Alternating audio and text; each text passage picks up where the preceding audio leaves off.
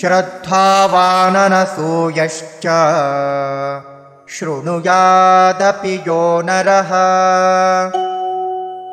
सोऽपि मुक्तः शुभाल्लोकान् प्राप्नुयात् पुण्यकर्मणाम्।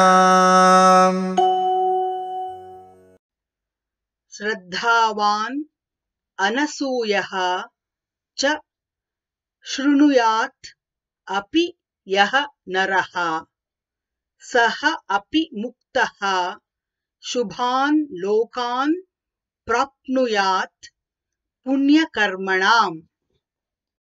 श्रद्धावाननसूयश्च शृणुयादपि यो नरः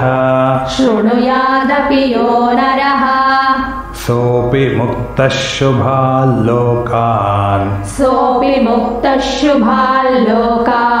प्राप्नुयात् पुण्यकर्मणाम्। श्रद्धावाननसूयश्च शृणुयादपि यो नरः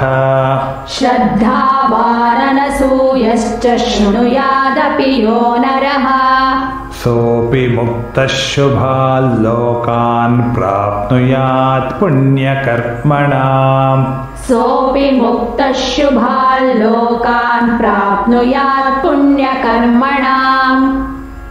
श्रद्धावाननसूयश्च शृणुयादपि यो नरः सोऽपि मुक्तः शुभाल्लोकान् प्राप्नुयात् पुण्यकर्मणाम्। श्रद्धावाननसूयश्च शृणुयादपि यो नरः सोऽपि मुक्तः शुभाल्लोकान् प्राप्नुयात् पुण्यकर्मणाम्।